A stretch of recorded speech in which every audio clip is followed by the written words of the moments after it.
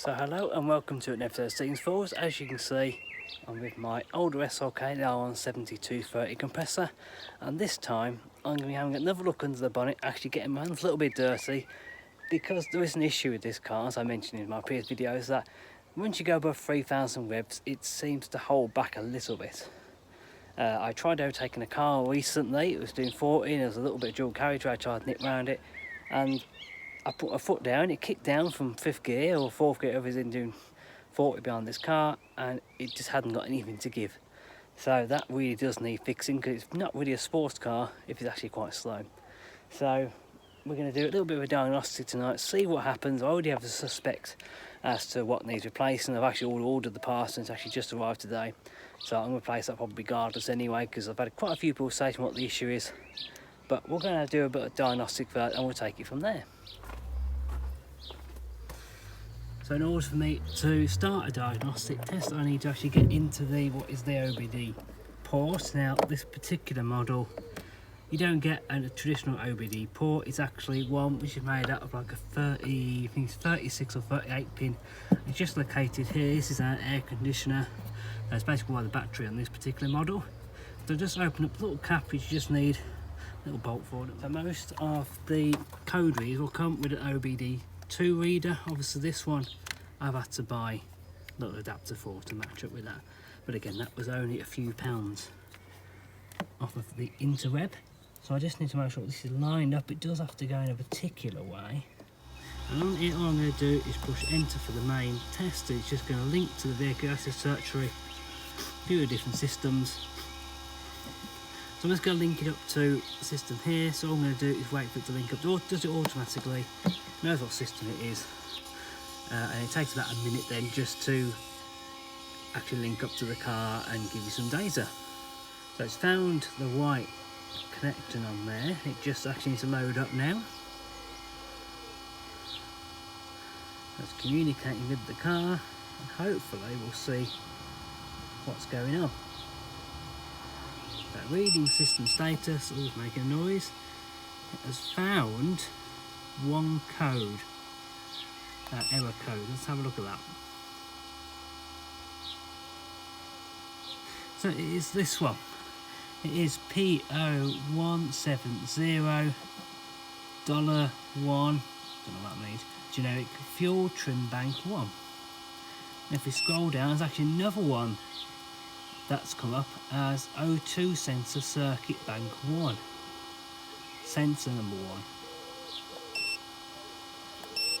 So it seems to be that there's something wrong with that sort of bank.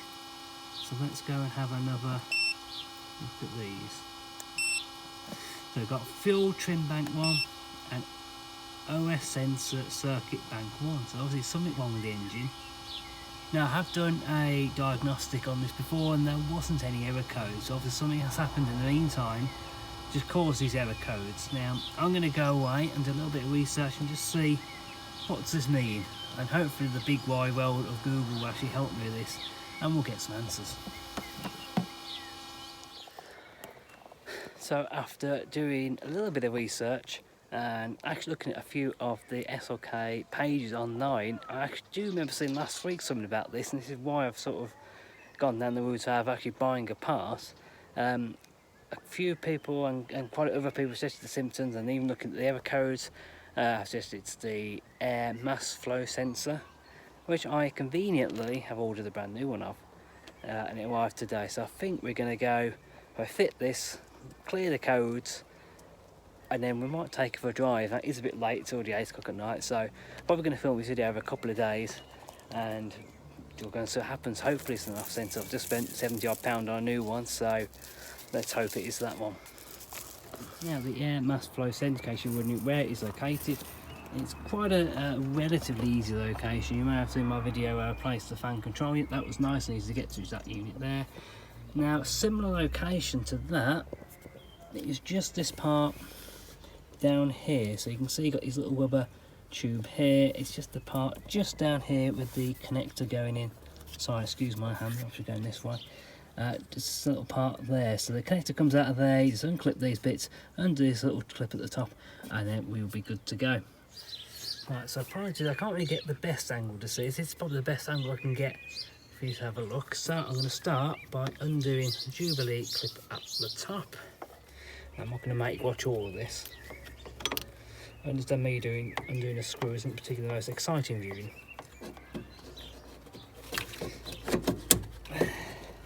Oh, it's coming off, there we go.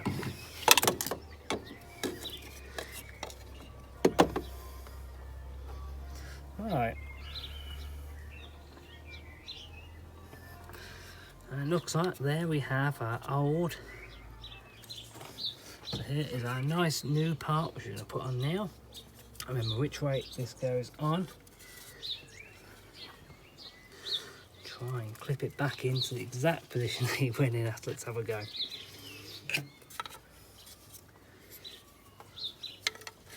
We'll put our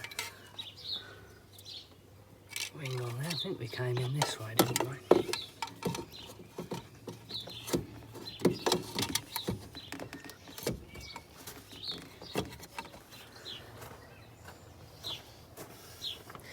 Right, so that seems to have connected up both ends. Got these last little clips, make sure that goes in properly. There we go. I can now go and plug this little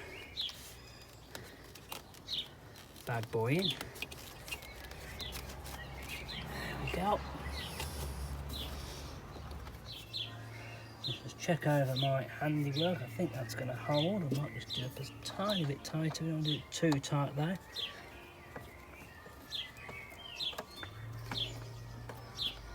There we go, that should do it. All feels fairly solid. Right, so let's move back over to our code reader. Line up the pins in the correct slot. There we go, my little machine's come on. However, I'm going to hit a little button here which will make the codes erase for the system. I think that's a go through now.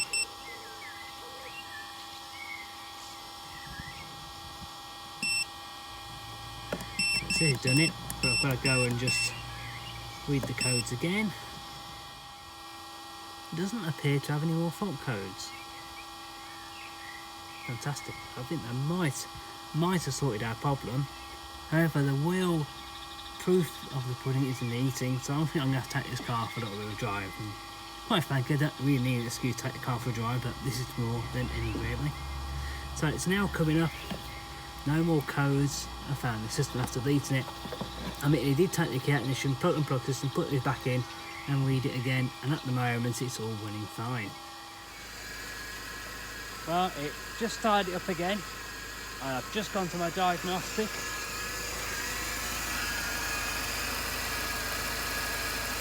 And it still doesn't seem to be finding anything, so I'm hopefully going to take it for a drive in a minute, and I'll let you know the results and what happens on it.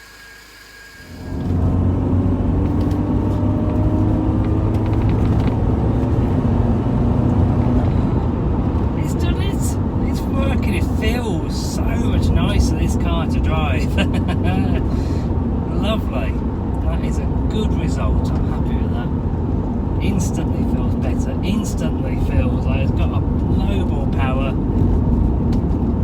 £70. Very, very well spent. Hey, that's more like it. That is way more like it, little car. I have to admit, I've never known this car drive as well, which makes you think there's always been an issue with this. I just didn't quite know. I always thought that there was not necessarily anything wrong with this car. I always thought it was just a little bit old. It's getting a bit old rather. It's getting a little bit slow. I know that failed. I turned 30 last year. Technically I'm actually older than this car, but only by a few years. Still haven't got the brakes, as you can probably hear, quite sorted yet.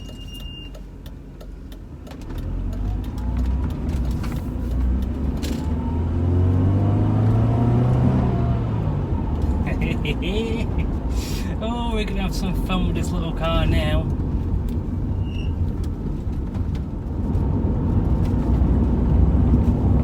Right, so we've got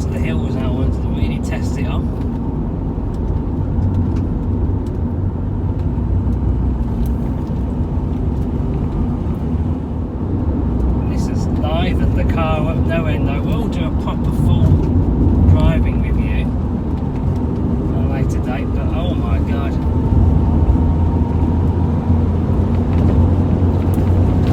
Never behaved like this before. It's got so much more poke and so much more just general get up and go.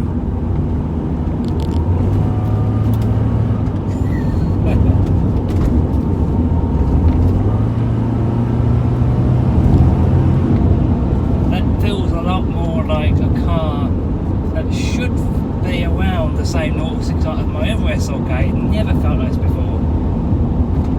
All for a £70 fix. I cannot believe that.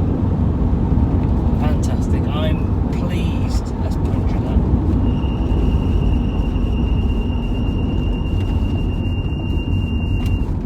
That's a safety feature. Look, I'm braking. So that is considered a great success. I'm really pleased that I've managed to get this solved myself. And I think one of the things that I take away from this is don't be afraid to have a go and try and fix things yourself. Have a look online, see what other people are saying, see what other people have done, and see what you can do yourself. It really wasn't that hard to do this. Just it took me about, what, 10 minutes to do it? £70, it wasn't that expensive fix anyway. So yeah, don't be afraid to have a go yourself, and I can't believe that I've actually fixed something myself and done it.